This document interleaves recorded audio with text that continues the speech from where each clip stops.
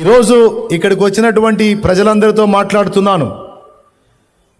ఒక మంచి పని చేశావు. ఈరోజు నువ్వు ఇక్కడికి వచ్చి నీ పాపాల నుండి, దాని ఫలితంగా నువ్వు అనుభవిస్తున్న శాపగ్రస్తమైన జీవితం నుంచి, నరకం నుంచి నిన్ను కాపాడే ఏకైక దేవుని దగ్గరకు నువ్వు వచ్చి మంచి పని చేశావు. కొట్టు చప్పట్లు కొట్టు, మంచి పని చేశావు నువ్వు. చప్పట్లు కొట్టు, చప్పట్లు కొట్టు, దేవుని మహిమపరచు. మంచి పని చేశావు నువ్వు. జీవము గల దేవుని దగ్గరకు వచ్చి, నీకెవరన్నా చెప్తే వచ్చావో, లేకపోతే దేవుడు నిన్ను దర్శిస్తే వచ్చావో, మొత్తానికి మాత్రం నీ లైఫ్ టర్నింగ్ తీసుకునే పని అయితే నువ్వు పక్కా చేశావు. నీ జీవితం ఒక అద్భుతమైన మలుపు తీసుకునే టైంలోకి వచ్చేసావు. ఇప్పుడు నువ్వు వచ్చింది ఎటు వచ్చావు. యేసు ప్రభు నీతో మాట్లాడుతున్నటువంటి మాట, నీ పాపముల కొరకు నేను వెల చెల్లించాను, ఇక పాపము నీ మీద ప్రభుత్వము చెయ్యదు, దాని నుండి వచ్చేటువంటి ఫలము, ఆ నరకము ఇక నువ్వు చేరే అవసరం లేదు, నీకోసం నేను సిద్ధపరిచినటువంటి నిత్య జీవానికి నేను నిన్ను సిద్ధపరుస్తున్నాను, అక్కడికి నిన్ను చేరుస్తానని నా ప్రభువు చెప్తా ఉన్నాడు. దేవునికి మహిమ కలుగును గాక. ఈ కందాకే రాణి దగ్గర ఉన్న మంత్రి యెరూషలేముకు వచ్చాడు. ఈరోజు మనోళ్ళు కొంతమంది వచ్చినట్టు వచ్చి ఏదో ఈయన గొప్ప దేవుళ్ళని అట్లా ఆరాధించి వెళ్ళిపోలా. నేను ఆరాధించాలంటే ముందు అవగాహన పొందాలి కదా. అసలు తెలుసుకుందాం ఈయన గురించి, అసలు ఈయన గురించి ఇంకా తెలుసుకుందామని తెలుసుకోవటానికి ప్రయత్నించాడు. దేవుడు ఒక మాట రాయించాడు బైబిల్లో. ఆయన ఎవరిని బట్టి ఆనందిస్తాడో తెలుసా? ఆయన కొంతమందిని బట్టి ఆనందిస్తానన్నాడు. కృపను వేడుకునే వారిలో ఆయన ఆనందించేవాడై ఉన్నాడు. సమీపించి మాట వినేవారి విషయంలో ఆయన సంతోషించేవాడినై ఉన్నానన్నాడు. ఈ రెండిటితో పాటు ఆయనను గురించి పరిశీలనగా తెలుసుకోవాలి అని ఎవరైతే ఆరాటపడతారో వారి యందు ఆయన ఆనందించే దేవుడని మాట్లాడాడు. ఇతడు ఆయన గురించి ఇంకా తెలుసుకోవాలని ఆరాటపడి అక్కడ ఉన్నటువంటి గ్రంథాల్లో ఏ గ్రంథం కొందామని ఆలోచిస్తే పరిశుద్ధాత్మ అతనితో ప్రేరణ ద్వారా మాట్లాడాడు. యెషయా గ్రంథం తీసుకో, యెషయా గ్రంథం తీసుకో, యెషయా గ్రంథం తీసుకో. ఆ గ్రంథాన్ని వెల చెల్లించి కొనుక్కున్నాడు. కొనుక్కొని, మనం బైబిల్ గ్రంథాన్ని 250, 300 ఇచ్చి కొనుక్కుంటాం. కొని మనం చేసే పని ఏందో తెలుసా? ఎప్పుడో వారానికో 10 రోజులకో మొక్కుబడిలాగా 4 మొక్కలు చదివి మళ్ళీ నీట్గా ఆ బైబిల్ జిప్పేసి దాన్ని చక్కగా ఒక ప్రదేశంలో పెట్టి దండం పెట్టి సర్దుకుంటాం. నువ్వు అక్కడే, నేను ఇక్కడే అని. అట్లాంటి సోదోడు కాదు ఆయన. దేవుని వాక్యాన్ని వెల చెల్లించి కొనుక్కొని ఆ వాక్యాన్ని అక్కడ పడేసి తిరిగే సోదోడు కాదు. ఇది దేవుని మాట అని ఎరిగి, ఇందులో దేవుడు ఏం చెప్తున్నాడో తక్షణమే తెలుసుకోవటం మొదలుపెట్టాడు. 4 సంగతులు గుర్తించాలి. నంబర్ 1, సత్యాన్ని వేసి. నంబర్ 2, సత్యాన్ని తెలుసుకోవటానికి, కలుసుకోవటానికి రిస్క్ చేసే మైండ్. నంబర్ 3, అందుకోసం తన మంత్రి, తన బాధ్యతలు, తన హోదా. ఇంకొకటి కూడా మీకు తెలుసా?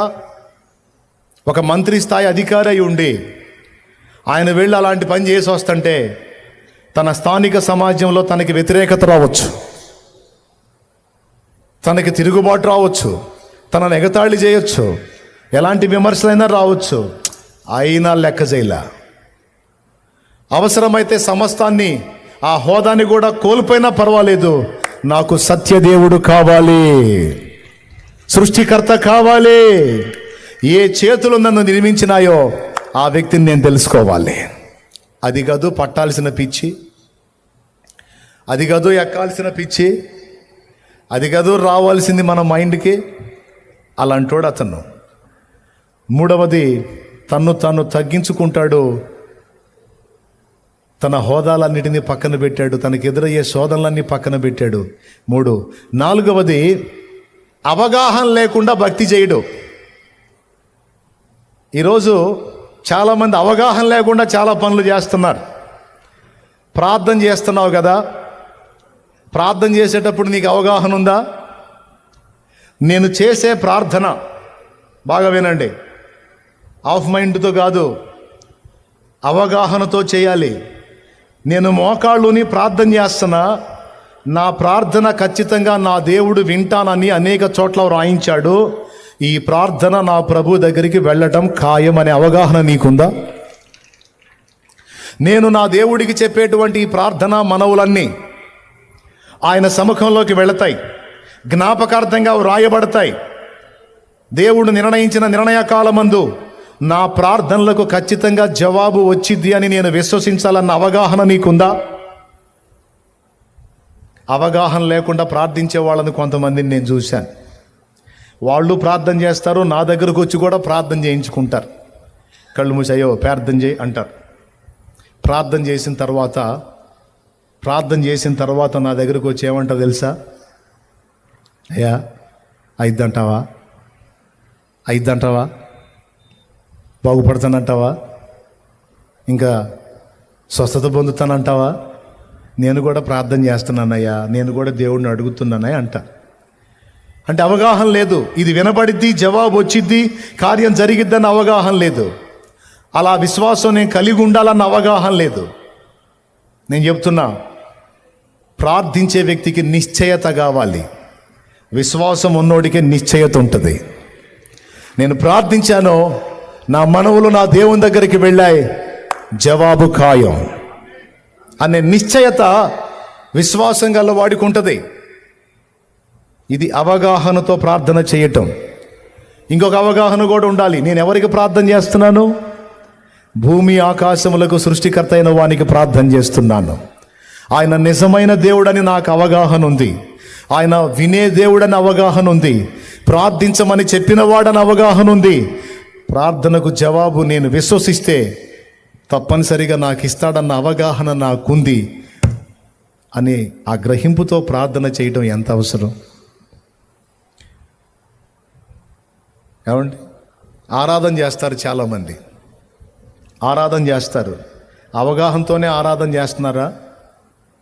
ఎంతమందికి అవగాహన నుండి ఆరాధన చేస్తున్నారు? అసలు నేను ఇలా స్తుతించడం ద్వారా, ఇలా ఆరాధించడం ద్వారా ఏం జరుగుతుందన్న అవగాహన ఉందా? మనం ఆరాధిద్దాం అనగానే అందరు లేచి ఒక పాటలో కలిసి పాడతారు.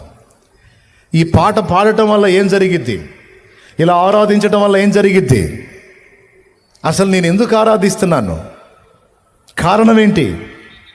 ఒక అవగాహన కలిగి ఆరాధించటం, ఒక అవగాహన కలిగి ప్రార్థించటం, ఒక అవగాహన కలిగి విశ్వసించటం, ఒక అవగాహన కలిగి భక్తి చేయటం, ఒక అవగాహన కలిగి పరిచర్య చేయటం, ఒక అవగాహన కలిగి ఉపదేశం చేయటం, ఒక అవగాహన కలిగి సంఘ క్రమాన్ని నడిపించటం.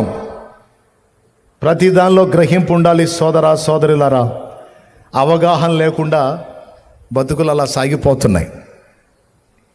నేనైతే అట్లా అవగాహన లేకుండా ఉండటం నాకు ఇష్టం లేదు.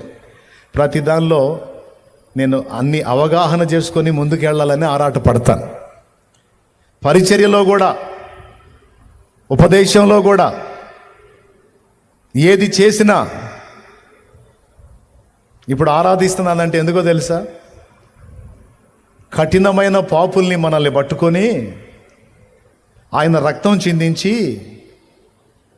ఘోర పాపుల్ని పట్టుకొని నీతిమంతులు అని ముద్రేశాడు, పరిశుద్ధులు అని ముద్రేశాడండి, సంతకం పెట్టేశాడు. ఎవరైనా ఒప్పుకుంటారా? మనం ఎలాంటి వాళ్ళమో మనకు తెలుసు.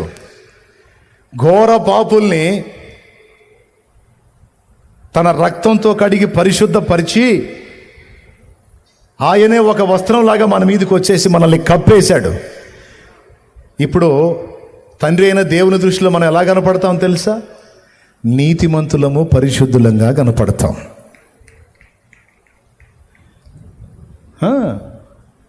అందుకే ఒక భక్తుడు పాడాడు, ఇందాక వచ్చిపోయాను, పెద్ద ఆయన ఉన్నాడు కదా, నీతిమంతునిగా నన్ను తీర్చి నీవు ఆత్మతో నన్ను నింపినందునా, నీతిమంతునిగా నన్ను తీర్చి నీవు ఆత్మతో నన్ను నింపినందునా, నిన్ను స్తుతించకుండా నేను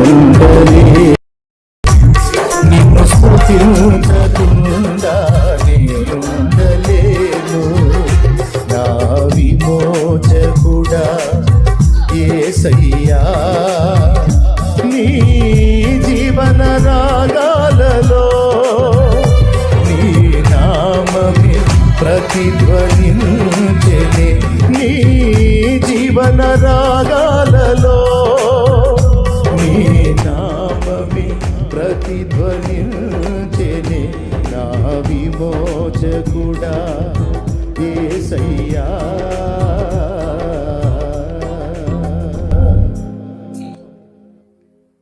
అవగాహనతో పాడాడు. నీతిమంతునిగా నన్ను తీర్చి నీ ఆత్మతో నన్ను నింపినందున ఇక నిన్ను స్తుతించకుండా ఉండలేనాయా. నువ్వు ఆస్తులు ఇచ్చావు, అంతస్తులు ఇచ్చావు కాదు, నరకం నుంచి నన్ను విడిపించడానికి నీవే నా నీతివి, నీవే నా పరిశుద్ధత అయ్యావు. చూడు, పాపి అన్న నా పేరు కొట్టేసి పరిశుద్ధుడు అని రాశావు, అనీతిమంతుడు అనే నా పేరు కొట్టేసి నీతిమంతుడు అని రాశావు. ఇక నిన్ను స్తుతించకుండా నేను ఉండలే. అవగాహన. ఎందుకు స్తుతించాలి? నిన్ను నీతిమంతురాలు అన్నాడు, నిన్ను పరిశుద్ధురాలు అన్నాడు, నిన్ను నీతిమంతుడు పరిశుద్ధుడు అని టైటిల్ ఇచ్చేశాడు నీకు. తెలుసా నీకు? తీర్పు నుంచి నిన్ను తప్పించాడు, నిత్యము మండే అగ్నిగుండం నుంచి నిన్ను తప్పించాడు, నిత్య రక్షణ నీకు దయచేశాడు. నీకు ఇచ్చిన రక్షణ శాశ్వతమైనది, నీకు ఇచ్చిన కృప శాశ్వతమైన కృప. చదవాలి, తెలుసుకోవాలి, అవగాహన కలిగి ఉండాలి. కొంతమంది అవగాహన సదస్సులు పెడతారు, కుట్టు మిషన్ అవగాహన సదస్సులు, ఆయుర్వేద వైద్యానికి సంబంధించి అవగాహన సదస్సులు, ఈ రకాల ధాన్యాలతో, చిరుధాన్యాలతో మనం ఆహారం తింటే ఎలాంటి బెనిఫిట్స్ ఉంటే అవగాహన సదస్సులు. ఆ అవగాహన సదస్సులో మనం కలిసినా కలవపోయినా ఇదిగో ఈ వాక్యావగాహనలో మనం ఖచ్చితంగా లైన్లో ఉండాలి. ఈ క్వాలిటీ అతని దగ్గర కనపడుతుంది, అన్యుడి దగ్గర, ఐథియోపియుడి దగ్గర కనపడుతుంది. గ్రంథాన్ని తీసుకొని అల్మరాలో, అటకాలో, లేకపోతే బీరువాలో దాచిపెట్టడం కాదు. ఆదివారం రాగానే ఉఫ్ఫు అంటాం కాదు. అసలు ఇందులో ఏం రాశాడు, ఏం మొత్తుకుంటున్నాడు, ఆయన సోపేంది, ఇంతకీ నేను చేస్తున్నది ఏంది, నా అవగాహన ఎంత అనే గ్రహింపు. ఎవరైతే ఇందులో ఆరితేరతారో ఇక వాళ్ళు అంతంత మాత్రంగా ఉండరు. వారు ఆశీర్వదించబట్టమే కాదు, అనేకులకు ఆశీర్వాద కారణంగా మారతారు. వారు దీవించబట్టమే కాదు, అనేకులకు దీవెనకరంగా మారుతారు. గ్రంథాన్ని డబ్బులు పెట్టి కొనుక్కోవటమే కాదు, తీసి చదవటం మొదలుపెట్టాడు. వాక్యాన్ని చదవాలి. చదువుతూ ఉంటే కొంతమంది అంటారు, అయ్యో మాకు చదువు రాదు, మేమేం చదివేమంటారు. చదువు రాకపోయినా నీకు ఇంకొక అవకాశం ఇచ్చాడు దేవుడు. చక్కగా ఈ మధ్య చాలా వచ్చినాయి అలాంటివి. సెల్ ఫోన్లో నువ్వు డౌన్లోడ్ చేసుకోవచ్చు యాప్ని, అందులో చక్కగా బైబిల్ మొత్తం వాళ్ళే చదువుతారు. నీకు ఏం లేదు, ఇక చక్కగా వెంటనే నీ పని, చాకిరే లేదు. ఎక్కడెక్కడ చెత్త సోది వినే కన్నా చక్కగా రోజు ఒక పుస్తకం వింటాం మొదలు పెట్టావు అనుకో, కొన్ని రోజులకి బైబిల్ మొత్తం విన్నదాన్ని అవుతావు, విన్నోడు అవుతావు. అవకాశం ఇచ్చాడు దేవుడు. అవగాహన నువ్వు కలిగి ఉండాలంటే తప్పకుండా దేవుడు నీకు అవకాశం ఇస్తాడు. చదువుతూ ఉంటే యెషయా గ్రంథం 53వ అధ్యాయం వచ్చింది. అతడు ఆ 53వ అధ్యాయం ధ్యానిస్తున్నాడు. ఆ 53వ అధ్యాయం ఎవరిదో తెలుసా? యేసు ప్రభు శిలువ బలిదానాన్ని గురించి అక్కడ రాశాడు. దాన్ని చదువుతా ప్రవక్త ఎవరిని గురించి ఇలా రాశాడు? తనను గురించా, లేకపోతే ఇంకొక వ్యక్తి గురించా? మేము తెలియజేసిన సమాచారము ఎవడు నమ్మెను? యెహోవా బాహు ఎవనికి బయలుపరచబడెను? అతడు ఆయన ఎదుట పెరిగెను, అతని యందు స్వరూపము లేదు, అతను అతను అతను అతను అంటాడు. ఎవరతను? తర్జనా భర్జనలో పడ్డాడు, ఆలోచనలో పడ్డాడు. ఎప్పుడైతే ఈ పాయింట్ దగ్గర ఆలోచించడం మొదలుపెట్టాడో అక్కడ దేవుడు మాట్లాడుతున్నాడు. ఫిలిప్పో లే, ఒక ఆత్మ సిద్ధపడింది, లే. చూడండి, దేవునికి ఒక ఆత్మ కొరకు ఎంత ఆసక్తి ఉందో. ఈరోజు ఒక ఆత్మ రక్షణలోనికి వస్తుంది అంటే మనలో చాలామందికి చిన్న చూపు ఉంటుంది. మీకు తెలుసా, దేవునికి ఒక్క ఆత్మ అయినా అంతే, 100 ఆత్మలైనా అంతే, 1000 ఆత్మలైనా అంతే. 1000 ఆత్మలు బట్టి ఎంత సంతోషిస్తాడో, ఒక్క ఆత్మ రక్షించబడ్డా కూడా అంతే సంతోషిస్తాడు. దేవునికి స్తోత్రం కలుగును గాక. ఎప్పుడైతే ధ్యానించటం మొదలుపెట్టాడో, వినండి, అవగాహన చేసుకోవటానికి ఆసక్తి కలిగి ఉన్నాడో, దేవుడు దైవజనుడితో మాట్లాడుతున్నాడు. ఫిలిప్పో, ఫిలిప్పో, నువ్వు లే, ఒకడు నన్ను వెతుకుతున్నాడు, ఒకడు నన్ను గురించి ఆలోచిస్తున్నాడు, ఒకడు నా కోసం అన్వేషిస్తున్నాడు, వానికి నువ్వు వెళ్ళి చెప్పు. వెళ్ళాడు. రథం వెళ్తుంది. ఆ రథాన్ని చూశాడు. దేవుడు మాట్లాడుతున్నాడు ఫిలిప్పుతో, నువ్వు వెళ్ళి రథాన్ని కలుసుకొని అతన్ని ప్రశ్నించు. దగ్గరికి వెళ్ళి రథం వెళ్తూ ఉంది. ఫిలిప్పు వేగంగా నడుస్తూ రథంలో ఉన్న వ్యక్తితో అంటున్నాడు, నీవు చదువుచున్నది గ్రహించుచున్నావా? నీవు చేస్తుంది గ్రహిస్తున్నావా? నువ్వు చదువుతుంది గ్రహిస్తున్నావా అంటే అతను మాట అన్నాడు, తెలుసులే అల్లా. ఇలాంటి ఎచ్చులోళ్ళు ఉంటారు, వాడికి తెలీదు. తెలిసినరే ఇది కాదురా దారి అని చెబితే వాడు వినడు. వాడిని ఎట్ట బాగు చేయాలి? తెలియదన్నా తెలియాలి, తెలియకపోతే అడిగన్నా తెలుసుకోవాలి. కొంతమంది ఉంటారు డిఫరెంట్ మైండ్లు, వాళ్ళకి తెలియదు. ఎవరన్నా తెలియజేద్దామన్నా కూడా వినరు. కొంతమంది బ్రతుకులు అట్లా ఉంటాయి. కానీ ఇతను అట్లాంటోడు కాదు, ఇతను ఎచ్చుల మాలోకం కాదు. ఎవరైనా నాకు త్రోవ చూపకుంటే నాకు ఎలా తెలుసునయ్యా ఈ మార్గం అన్నాడు. అందుకే నేను వచ్చాను అన్నాడు. అట్లేదా, రథం ఆపు, రండి కూర్చోండి. ప్రవక్త ఎవరిని గురించి చెప్తున్నాడు? తన్ను గుర్చియా వేరొకరిని గుర్చియా ప్రశ్నించాడు. ఇక వెంటనే సేవకులకి ఈ అవకాశమే కదా, ఈ ప్రశ్నే కదా రావాలి. మా అందరి గుండెల్లో ప్రజల నుంచి రావాల్సిన ప్రశ్న ఇదై ఉండాలని కోరుకుంటాం. యేసుని గురించి అడిగితే బాగుండు, ఎవరన్నా అడిగితే బాగుండు, ఎవరన్నా అడిగితే బాగుండు. మా హృదయ వాంఛంత అదే. అడగనే అడిగాడు. రైట్, భలే పాయింట్ పట్టుకున్నావు. చెప్తాను, ఆయన ఎవరో కాదు, ఆయనే నజరేయుడగు యేసు. పాత నిబంధనలో ప్రవక్తలు ఎవని గూర్చి ప్రవచించారో, గ్రంథములు ఎవని గూర్చి సాక్ష్యం ఇచ్చాయో, ప్రవచనములు ఎవని గూర్చి తెలియజేశాయో, ఆయనే యెరూషలేము వెలుపట శిలువలో 3 మ్రేకుల మధ్య వేలాడి సర్వ మానవాళి పాప పరిహారార్థమై బలి అయి తిరిగి లేచిన నజరేయుడగు యేసు. యేసుక్రీస్తు ప్రభు తన యందు విశ్వాసముంచి మారు మనసు పొంది బాప్తిస్మం పొందిన వాళ్ళందరినీ నిత్య జీవానికి వారసులుగా చేయాలనేది దేవుని దయాపూర్వక సంకల్పం. ఆ సంకల్పంలోనికి వచ్చిన వాళ్ళందరినీ రక్షించాలని దేవుడు డిసైడ్ చేశాడు. పసిబిడ్డల్లా విశ్వసించి ఆయన మార్గంలోకి వచ్చి ఆయన యందు విశ్వాసం ఉంచి ఎవరు నమ్మి బాప్తిస్మం పొందుతారో వారందరిని నిత్య జీవానికి వారసులుగా ఆయన డిసైడ్ చేస్తానన్నాడు అని సువార్త చెప్పాడు. సువార్త చెప్పాడండి. సువార్త విన్నాడు. విని అవునా, ఓహో, సరే సరే అని వెళ్ళలా. సువార్త విన్న తర్వాత ఒక నిర్ణయానికి వచ్చాడు. కొంచెం రథం ముందుకు వెళ్తా ఉండగానే తోవ పక్కన నీళ్లు కనపడ్డాయి. నీళ్లు, అదిగో నీళ్లు.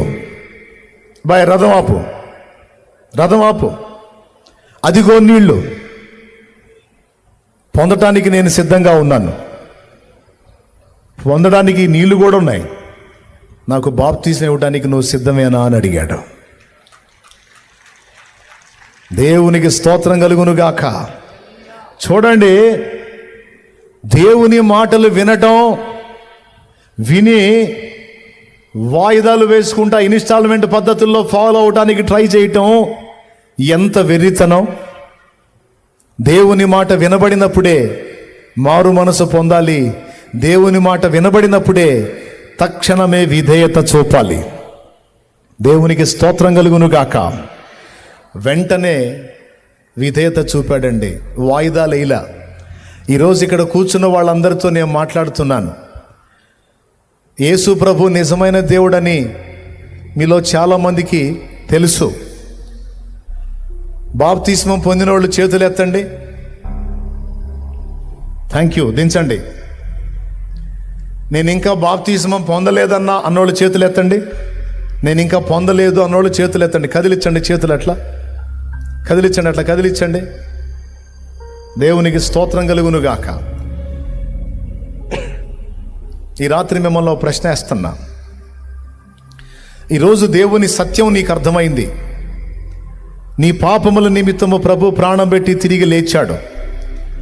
నీ కోసం నోరు తెరచుకొని ఎదురు చూస్తున్న నరకం నుంచి నిన్ను కాపాడటానికి అరికాలు మొదలు నడినెత్తి వరకు, శిరం మొదలుకొని సిరిపాదం వరకు సర్వ శరీరము తూట్లు తూట్లు తూట్లుమయం చేయబడ్డాడు. నీవు దీన్ని నిజంగా నమ్ముతున్నావా? లేకపోతే ఇది నిజం కాదని అనుకుంటున్నావా? ఇది నిజమని నీవు నమ్మితే నీవు తక్షణమే విధేయత చూపాలి. ఎందుకంటే పాపం మనం గ్రహించిన తర్వాత దాన్ని మనం కలిగి ఉండకూడదు. తక్షణమే దాన్ని కడిగేసుకోవాలి. బాప్తిస్మము ద్వారా మన పాపాలు కడగబడతాయి. మనం పరిశుద్ధపరచబడతాం, నూతన పరచబడతాం, నీతిమంతులుగా పరిశుద్ధులుగా తీర్చబడతాం. దేవుడు సిద్ధపరిచిన పరలోకానికి వారసులం అవుతాం. నిత్యము మండే అగ్నిగుండం నుంచి తప్పించబడతామని మీకు అర్థమైంది. అర్థమైనప్పుడు కొంతమందిని నేను గమనించాను, వాయిదాలు వేస్తూ ఉంటారు. తర్వాత చూద్దాంలే, ఈసారి ఎప్పుడన్నా చూద్దాంలే. ఎందుకో తెలుసా? కొన్ని కారణాలు ఉంటాయి. పాపాన్ని జరిగించాలని కొంతమంది, ఇప్పుడే ఎందుకులేని పనికిమాలిన సలహాలు చెప్పే వాళ్ళ మాటలని కొంతమంది, ఆ బోల్డ్ అంత టైం ఉందిగా, ఇప్పుడే సావబోతున్నాం అయింది ఇప్పుడే పొందడానికి అని కొంతమంది, రకరకాల కారణాలను పెట్టుకొని వాయిదాలు వేసి దాటిపోతారు. అలాంటి అరబంధుడు మాలోకం కాదు ఈయన. ఎప్పుడైతే సువార్త సత్యం అతనికి అర్థమైందో మెరుపులాగా తీర్మానం చేశాడు. అది ఒరిజినల్ మారు మనసు. కొడితే గట్టి కొట్టలేదు, సర్దుకో, ఇబ్బంది లేదు. మెరుపులాగా తీర్మానం చేశాడు. అదిగో నీళ్ళు అన్నాడు, ఇదిగో నేను సిద్ధంగా ఉన్నాను, ఇంకెందుకు ఆలస్యం, తర్వాత తీసుకోయ్యా అని ఫిలిప్ అనలా. తర్వాత తీసుకుంటాలే, తర్వాత చూస్తాలే అని ఇతను అనలా. వెంటనే విధేయత చూపటం స్టార్ట్ చేశాడు. అలాంటి వాళ్ళకి కాక ఇంకా దేవుడు ఎవరికి తోడై ఉంటాడు? మరి నా మాట ఎవడు విని వణుకుచుండునో, విధేయత చూపునో వానినే నేను దృష్టిస్తున్నానని నా దేవుడు మాట్లాడాడు. కొంతమంది ఉంటారండి, చూడటానికి సున్నితంగా భక్తిపరులా కనపడతారు, కానీ కొన్ని విషయాల్లో దేవుని మాటకు లోబడటంలో చాలా పెడగా ఉంటారు. సేవకుల్లో కూడా ఉన్నారు, పరిచారకుల్లో ఉన్నారు, విశ్వాసుల్లో ఉన్నారు, రక్షింపబడ్డాళ్లలో ఉన్నారు. చూడటానికి భక్తిపరులాగా ఉంటారు, కానీ వాళ్ళకి తెలుసు కొన్ని విషయాల్లో దేవుడు వాళ్ళని వంచాలని ఎంత తిప్పలు పడుతున్నా వంగరే, లోబడరే. కానీ ఇతను అలాంటోడు కాదు. సులువుగా బెండ్ అయిపోయేటువంటి మనిషి వెంటనే లోబడ్డాడు. దేవుని మాటకి విధేయత చూపటం మొదలుపెట్టాడు. ఫిలిప్ ఆగుతాడా? నువ్వు పూర్ణముగా విశ్వసించినట్లయితే, పూర్ణ హృదయంతో విశ్వసించినట్లయితే నీవు బాప్తీసం పొందొచ్చు అన్నాడు. ఇంకా పూర్ణంగా విశ్వసించేదేంటి? అర్థమైపోయింది. నిజమైన దేవుడు ఐథియోపియాలో కాదు, యెరూషలేములో బలిదానమయ్యాడన్న సంగతి నాకు అర్థమైంది. నేను ఇన్నాళ్ళు వెతుకుతున్నా నా పాప శాప బంధకాల్లో నుంచి నన్ను విడిపించే దేవుడు ఎవరో, నన్ను రక్షించే రక్షకుడు ఎవరో, నా సృష్టికర్త ఎవరో అని నేను వెతికితే నా అసలు తండ్రి ఎవరో నాకు ఇప్పుడు దొరికాడు. ఆయన మా నాయన కాబట్టి నేను నరకానికి పోతానంటే ఆ మహిమనల్లా వదిలిపెట్టి దిగొచ్చి ప్రాణం పెట్టాడు మా నాయన కాబట్టి. బయట వాళ్ళు ఎందుకు పెడతారు? ఆయన చేతులే నన్ను నిర్మించినాయి కాబట్టి, ఆయన నా సృష్టికర్త కాబట్టి, ఆయన దిగొచ్చాడు నన్ను ప్రేమిస్తాడు కాబట్టి. బయట వాళ్ళకేం పని? కాబట్టి ఆయన వల్ల ఎవడునూ నా పాపముల కొరకు ప్రాణం పెట్టి తిరిగి లేవలేదు గనుక నేను ఆయనే నా సృష్టికర్త అని, ఆయనే నా రక్షకుడని, ఆయనే నా దేవుడని, ఆయనే నా ప్రభువని, ఆయనే నా విమోచకుడని పూర్ణ హృదయంతో విశ్వసిస్తున్నాను. ఇంకా నాకు సందేహం లేదు. మళ్ళీ ఈ మాటలు వెనక్కి తీసుకునేది కూడా లేదు. నేను సంతోషంగా అంగీకరిస్తున్నానయ్యా, నాకు బాప్తిసం ఇవ్వమన్నాడు. అడిగి తీసుకున్నాడు. ఈరోజు బ్రతిమలాడినా చాలామంది నిర్లక్ష్యం చేస్తున్నారు.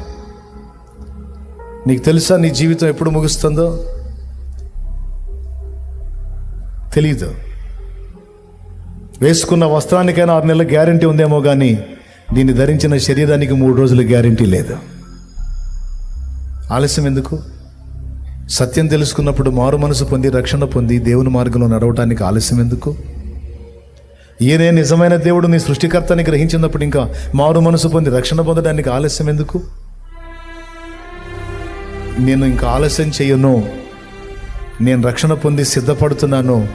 నాకు యేసు కావాలి, నేను ఆయన వాణ్ణి కావాలి, ఆయన దాన్ని కావాలనే తీర్మానం నిజంగా నీలోనికి వస్తే ఈ రాత్రి నిజంగా నీవు ఆశీర్వదించబడిన రాత్రి అవుతుంది. ఈ రాత్రి నీకు ధన్యకరమైన రాత్రి అవుతుంది. ఈ రాత్రి నీకు శుభప్రదమైన రాత్రి అవుతుంది.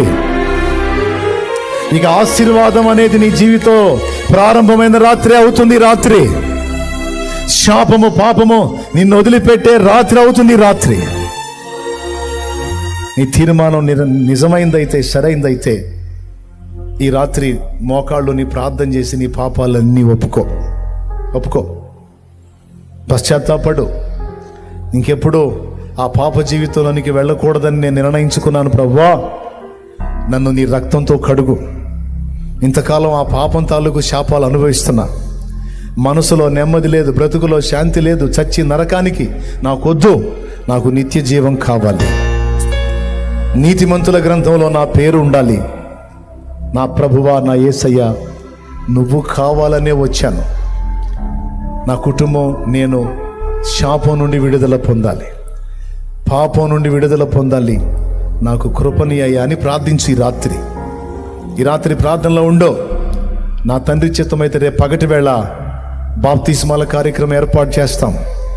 తప్పకుండా వచ్చి బాప్తిసం పొందుదువు కానీ. ఆమేన్. నిజంగా నేను చెప్పిన మాటలు నీకు అర్థమై నువ్వు తీర్మానానికి వస్తే,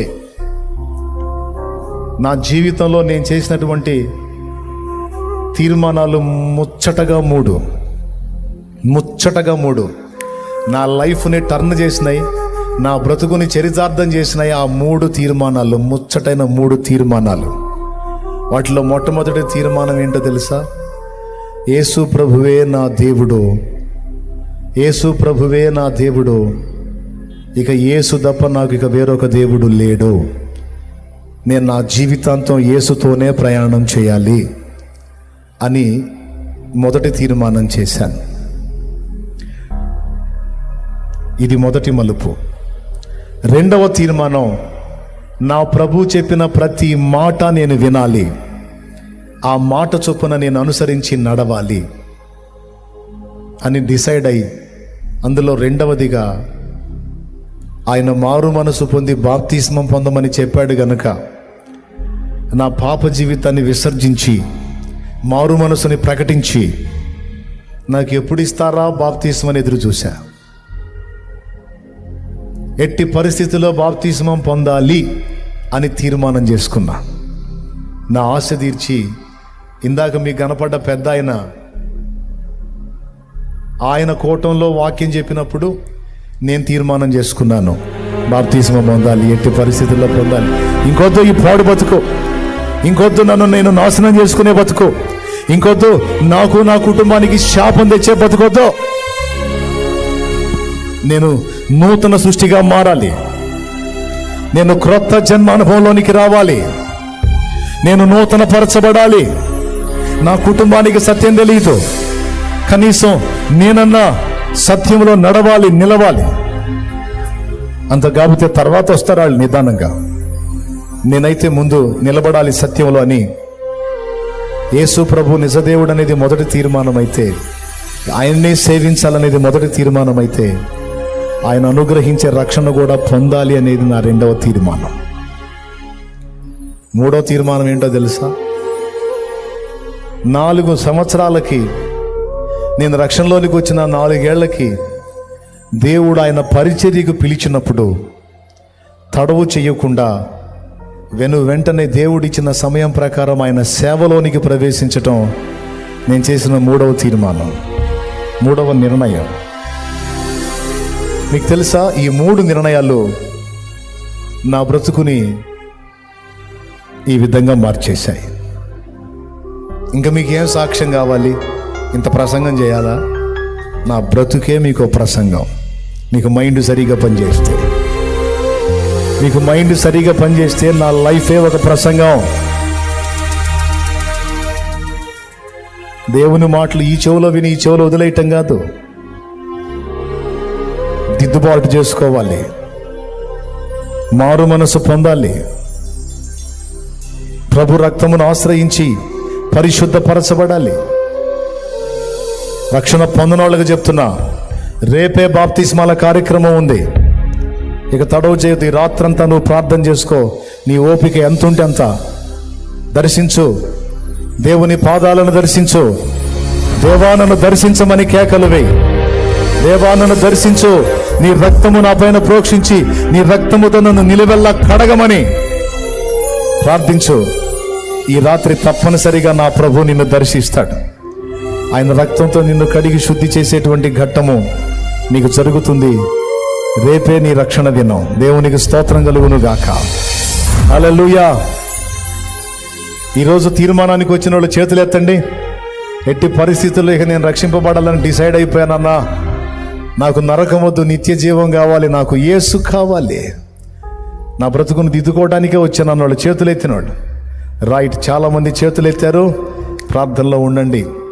అలాగే ఇతడు కూడా తీర్మానం చేసుకొని బాప్తిస్మం పొందాడు. బాప్తిస్మం పొంది సంతోషించుచు తన త్రోవను వెళ్ళెను అని రాస్తుంది. అతడు సంతోషించుచు వెళ్ళాడు. రక్షణ ఆనందం ఎంత గొప్పదో తెలుసా? మన ఆత్మ జీవగ్రంథములో నమోదు చేయబడుతుంది. నా ఆత్మ జీవగ్రంథంలో నమోదు చేయబడింది. అందుకే ఊహించలేదయ్యా ఈ జీవితం అని పాడా. అపరాధిని నన్ను ప్రేమించి ఆసక్తితో నన్ను పిలిచి నీ దివ్య రక్తముతో నిలువెల్ల కడిగావు.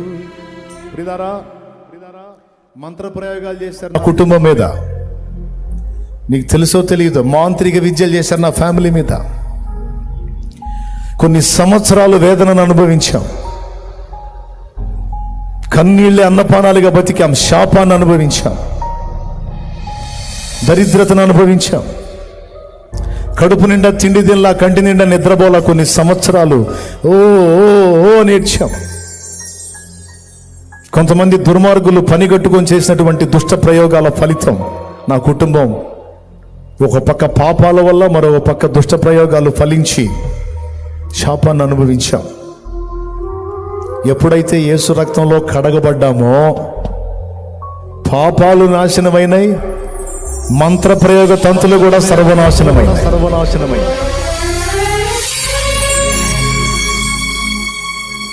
అంత బలవంతంగా కొట్టాల్సిన అవసరమే లేదులే. మరి మీరేదో మిస్ చేసినట్టు కొడుతున్నారు చప్పట్లో. ఎప్పుడైతే ఆయన రక్తంలో కడగబడ్డామో జీవితంలో విప్లవాత్మకమైన మార్పు, సంవత్సరాల శాపం, సంవత్సరాల ప్రయోగతంతుల ఫలం మొత్తం నాశనమైంది. ఒక క్రొత్త జీవితం మాకు స్టార్ట్ అయింది. ఒక ఆనందకరమైన జీవితం, సమాధానకరమైన జీవితం. దాదాపు 23 సంవత్సరాలు 23 సంవత్సరాలుగా ఆనందాన్ని అనుభవిస్తానే ఉన్నాం. ఆనాడు ప్రారంభమైన ఆనందం దాదాపు 23 సంవత్సరాలుగా అనుభవిస్తానే ఉన్నా. సాక్ష్యం ఇస్తున్నా ఇంతమంది ముందు. దేవునికి స్తోత్రం కలుగును గాక. నీకు కూడా విడుదల కావాలా? ఆ సంతోషం కావాలా? ఆ సమాధానం కావాలా? నువ్వు కూడా సంతోషించుచు ఇంటికి వెళ్ళాలా? అట్లయితే ఈ రాత్రే తీర్మానం చేయి. దేవునికి స్తోత్రం. దేవుని వాక్యం ఏం చెప్పిందో తెలుసా? మళ్ళా ఫిలిప్ అతన్ని ఎప్పుడు కలుసుకోలేదట. కలుసుకోకపోయినా తన భక్తిని, విశ్వాసాన్ని, రక్షణను అతను కొనసాగించాడు. ముగింపు చూస్తే ఇప్పుడు మీరు ఐథియోపియా దేశంలో క్రిస్టియన్ పర్సంటేజ్ అని కొట్టండి. నెట్లో మీరు ఇథియోపియా క్రిస్టియన్ పర్సంటేజ్ కొట్టండి. మీకేం కనపడిద్దో చూడండి.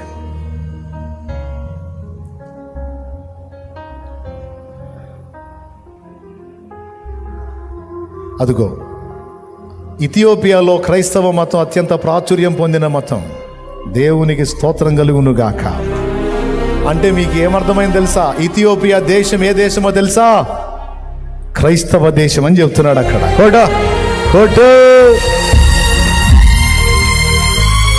ఒక్కడైతేనేవండి వజ్రపు తునక, అది పాయింట్. ఒక్కడైతేనే వజ్రపు తునక పోయి కదిలిచ్చాడు మొత్తాన్ని. మంత్రి స్థాయివాడు కదా, మరి ఏం చేశాడో ఏమో. మరి దేవునికి మహిమ కలుగును గాక. హల్లెలూయా. చూడండి, ఆ దేశాన్ని కదిలించాడు. ఈరోజు రక్షణ పొందిన వాళ్ళతో నేను మాట్లాడుతున్నాను. రక్షణ పొందిన వాళ్ళకి ఇక రేపు పొందమని చెప్పాను, ఆ తీర్మానానికి వచ్చారు. రక్షణ పొందిన వాళ్ళని నేను ప్రశ్నిస్తున్నాను. అతను అక్కడికి వెళ్ళిందే మనకు తెలుసు, సంతోషించుచూ పోయాడని తెలుసు. తర్వాత ఇప్పుడు రిపోర్ట్ చూస్తే అక్కడ మెజారిటీ క్రైస్తవులు ఉన్నారని రిపోర్ట్ వచ్చింది. ఇథియోపియా క్రిస్టియన్ కంట్రీ అని రిపోర్ట్ వచ్చింది. అంటే ఏం జరిగి ఉంటుందో మీకు తెలిసి ఉండాలి. ఈరోజు రక్షణ పొంది దేవుని మార్గంలోనికి వచ్చిన వాళ్ళు చాలామంది ఉన్నారు. ఇక్కడ కూర్చున్న వాళ్ళలో మనం ఎంతని చెప్పగలం? అనేక మంది ఈ మొదటి రోజు కూటంలోనే ఇంతమంది కనపడుతున్నారు. మూడో రోజు కూటం ఏం చేయాలో నాకు అర్థం కావట్లా. దేవునికే స్తోత్రం కలుగును గాక. తప్పనిసరిగా పక్కన పొలాలు క్లీన్ చేసుకోవాలి. అందుబాటులో ఉన్న పొలాలు క్లీన్ చేసుకొని అక్కడ ఎల్ఈడీలు పెట్టుకోవాలి. ఎల్ఈడీ వాళ్ళకి ముందే చెప్పేసేయండి, ఎందుకంటే అవసరత ఉంది. అంటే బిల్డప్ కోసం చెప్పట్లా, నిజంగా సీరియస్గా చెప్తున్న అవసరత ఉంది. ఎందుకంటే ఎచ్చులు పడే అవసరం ఏముంది? ఈ పని సంకల్పించింది నా యేసయ్య, దానికి అనేకుల్ని సిద్ధపరిచింది నా యేసయ్య, మీతో మాట్లాడింది నా యేసయ్య, మమ్మల్ని ఇక్కడ నిలబెట్టింది నా యేసయ్య. ఈ పెద్ద పని నీ రక్షణ కోసం ఏర్పాటు చేసింది నా యేసయ్య. నాది కాదు ఇదే, నా ప్రభుది. నా ధన్యత ఏంటంటే ఆయన చెప్పిన మాట వినటం. అది నా బ్రతుకులో ఒక టర్నింగ్. ఈరోజు ఈ 3 విషయాల్లో మీరు కూడా తీర్మానం చేయాలి. నంబర్ 1, యేసే నా దేవుడు. నా ఊపిరన్నా వదులుతా కానీ నా ప్రభుని మాత్రం నేను వదలను. నా ప్రాణమైన వదులుతా కానీ ఈ చేతులతో మరొక దానికి మొక్కటం కానీ మరో దాన్ని సేవించడం కానీ ఇక నా లైఫ్లో నేను చేయను అనేది మొదటి తీర్మానం. రక్షణ పొందనోళ్ళైతే నేను ఈ రాత్రి తీర్మానం చేస్తున్నాను, రేపు తప్పనిసరిగా రక్షణ పొందుకుంటాను అనేది రెండవ తీర్మానం. రక్షణ పొందుకున్న బిడ్డలు, నా జీవితం దేవుని కోసం ఫలించాలి. ఏమండి, నాకెందుకండి ఇంత రిస్క్? హలో, మీలాగనే శుభ్రంగా ఏదో జాబ్ చేసుకుంటా, ఏదో వ్యాపారం చేసుకుంటా, ఏదో 4 డబ్బులు సంపాదించుకుంటా, ఆదివారం చర్చికి పోతా, ఆదివారం చర్చికి పోతా, పైసలు వెనకేసుకుంటా, ఫ్యామిలీని ఏ నొప్పి లేకుండా హ్యాపీగా ఎంజాయ్గా నెలకో 4 నెలలకో 3 నెలలకు టూర్ వేసుకుంటా బతికేయచ్చు. నాకెందుకండి ఈ మెంటల్ ప్రెషరు? ఇంతంత పనులు పెట్టుకోవటం ఎందుకండి ఇదంతా? నాకెందుకు అని నేను అనుకుంటే ఈరోజు వేలాది మంది రక్షణ, లక్షలాది మంది రక్షణ కార్యం అనేది నేను చూడగలిగేవాడిని కాదు. ఇది నా బాధ్యత. రక్షింపబడినటువంటి ఒక వ్యక్తిగా నా బాధ్యత. ఇతరుల త్యాగంతో నేను కాపాడబడ్డాను. ఇతరులు కష్టపడి వాళ్ళ దేశాలు వదిలిపెట్టి, ప్రాంతాలు వదిలిపెట్టి, ప్రాణాల్ని పణంగా పెట్టి సువార్త ప్రకటిస్తే నేను విని రక్షణ పొంది ఈరోజు పండగ చేసుకుంటున్నా. నాకు ఈ సువార్త మోసుకురావటానికి భక్తులు వాళ్ళ కుటుంబాల్ని పణంగా పెట్టుకున్నారు, వాళ్ళ జీవితాల్ని పణంగా పెట్టుకున్నారు. ఏ దేశాలకో చెందిన వాళ్ళు ఈ దేశంలో చచ్చిపోయారు. ఇక్కడున్న వాళ్ళ సమాధుల్లో వాళ్ళ జీవితాన్ని ఖర్చు చేసుకున్నారు. ఈ సువార్త నాకు అందించడానికి వాళ్ళ రక్తము, వాళ్ళ ప్రాణం, వాళ్ళ కుటుంబాలు, వారి పిల్లలు. ఒక దైవజనుడి గురించి విన్నాను. దైవజనుడి గురించి ఇండియాకి సువార్త చేయడానికి ఆయన వచ్చి ఈ ప్రజల కోసం పాటుపడుతున్నప్పుడు, పాపం వచ్చేటప్పుడు నిండు కుటుంబంతో వచ్చాడు. ఇక్కడికి వచ్చిన తర్వాత భార్య పిచ్చిదైంది. తనకెంతో ప్రియమైన కుమారుడు చనిపోయాడు. అదే తానున్న దేశంలో తనుంటే ఆ పరిస్థితి తనకు రాదు. కానీ ఇండియాకు వచ్చి ఇక్కడ ప్రజల్ని రక్షించాలి, వీళ్ళకి సువార్త చెప్పాలి, నేను తెలుసుకున్న నా ప్రభువుని వీళ్ళకి పరిచయం చేయాలి, వీళ్ళ ఆత్మల్ని నరకం నుంచి కాపాడాలని ఆయన ఆ దేశాన్ని, జనాంగాన్ని, తనకున్న సమస్తాన్ని వదిలిపెట్టి ఇండియాకు వస్తే, నీ బిడ్డకు జ్వరం వస్తే ఎంత విలవెల్లాడేది నీ ప్రాణం. నీ బిడ్డ జ్వరం వచ్చి మెత్తబడి పండుకొని నువ్వు పిలిస్తే పలకపోతే నీ గుండె అట్టగొట్టుకుంటుంది. అలాంటిది తన కన్న బిడ్డ కళ్ళ ముందే చనిపోయి విగత జీవిగా పడుంటే, ఏ ప్రజల కోసం వచ్చాడో ఆ ప్రజల్లో కనీసం ఆ చిన్నవాడిని పూడ్చిపెట్టడానికి కూడా ఎవడు రావడానికి ఇష్టపడలా. ఆ బిడ్డని పూడ్చిపెట్టడానికి ఎవడు రావడానికి ఇష్టపడలేదు. కొబ్బరి చెట్టు తెలుసా? కొబ్బరి చెట్టు మట్ట, ఆ కొబ్బరి చెట్టు మట్ట పరిచి దాని మీద బిడ్డ శవాన్ని వేసి ఆ కొబ్బరి ఈనెలతో కట్టి తన భుజం మీద ఆ కొబ్బరి మట్ట పెట్టుకొని ఈడ్చుకుంటూ వెళ్ళాడట. ఒక దైవజనుడి జీవితంలో జరిగిన విషయం ఇదే. ప్రియులారా, ఎందుకు ఇంత త్యాగం, ఎందుకు ఇంత వేదన అంటే, నశించిపోతున్న వాళ్ళకి యేసయ్య సువార్త తెలిస్తే జీవితాలు మారుతాయి, ఆత్మలు రక్షించబడతాయి. ఎన్నో కుటుంబాలు వెలిగించబడతాయి. ఈరోజు నా కుటుంబం కళకళలాడుతుంది. నేనే కాదండి అన్న, నేను గతంలో తాగుబోతుగా ఉండేవాడిని, ఇప్పుడు మారి రక్షణ పొందుకొని నేను మంచిగా బతుకుతున్నాను అన్నోళ్ళు చేతులు ఎత్తండి. త్రాగుడు జీవితం నుంచి బయటపడ్డాను అన్నోళ్ళు చేతులు ఎత్తండి. చేతులు ఎత్తిన వాళ్ళు లేచి నిలబడండి. ఒక్కసారి అలా లేచి నిలబడండి స్పీడ్గా. ఒక్కసారి వాళ్ళని చూడండి, ఎంతమంది లేచారో గమనించండి. మీరు చూడండి, చుట్టూ చూడండి ఎంతమంది లేచారో. దేనివల్ల వాళ్ళు మార్చబడ్డారో తెలుసా? ఇంజక్షన్లు చేస్తే మారలా, తాయిత్తులు గడితే మారలా, పස්සర్లు తాగితే మారలా. యేసయ్య ప్రేమ సువార్త వాళ్ళని మార్చింది.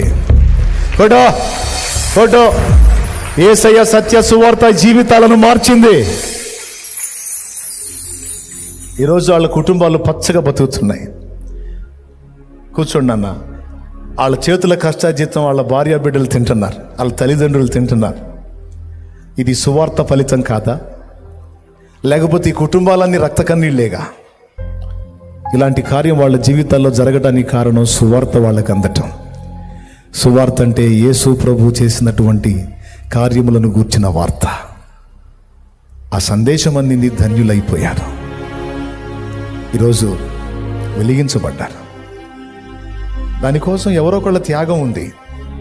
ముగింపులో మిమ్మల్ని అడుగుతున్నాను నేను, మరి నీ త్యాగం ఏంటి? నాకెందుకులే అని నేను అనుకుంటే, నాకెందుకులే ఇవన్నీ నేను అనుకుంటే నేను ఒక్కడనే. కానీ ఒకళ్ళ త్యాగంతో నేను రక్షింపబడ్డాను. మరి నా వంతు త్యాగం కూడా నేను చేయాలి కదా నా ప్రభు కోసం అని నేను అనుకున్నాను, భక్తులు అనుకున్నారు. అంతేకాదు ఈ ఏర్పాటు చేసిన పరిచారకులందరూ అదే అనుకున్నారు. ఇప్పుడు మీరు వెళ్తుంటే రోడ్ల మీద పక్కన నిలబడి అన్నా జాగ్రత్త, అన్నా జాగ్రత్త అంట కేకలేస్తారు. ఎందుకు వాళ్ళకి చాకిరి తెలుసా? మా ఈ కష్టం ఫలించి ఒక్క ఆత్మ రక్షించబడితే నా ప్రభు సంతోషిస్తాడా? ఒక్క కుటుంబం కాపాడబడితే, ఒక జీవితం వెలిగించబడితే, ఒక గుండె యేసును తెలుసుకుంటే మాకంతే చాలు.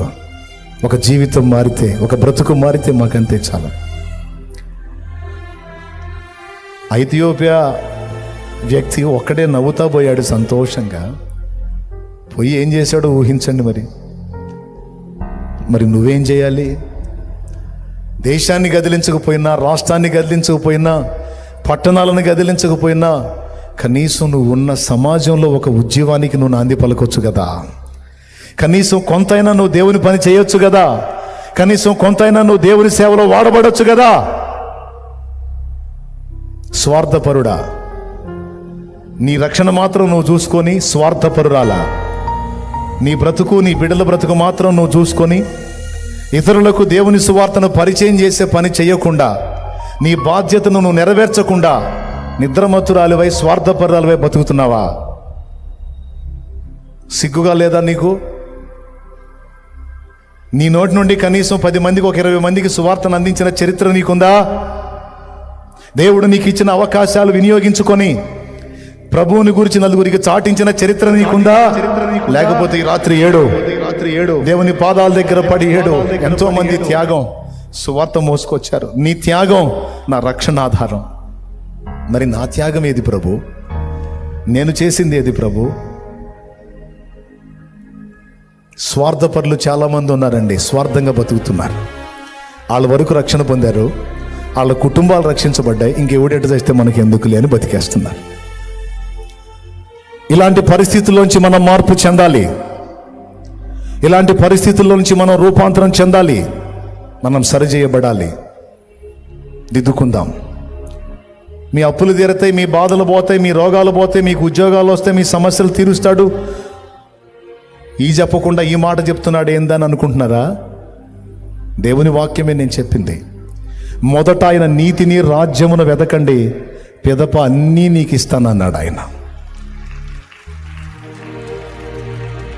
నీకేం కావాలో నాకు తెలిసి ఏర్పాటు చేస్తా.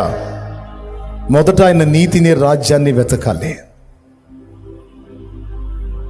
వాళ్ళంటే పాస్టర్లలే, వాళ్ళ బతికే అదిలే, వాళ్ళు చెప్తానే ఉండాలిలే. వాళ్ళు చెప్తా ఉంటారు, సువార్త చెప్తాం. మరి నువ్వెవరివి?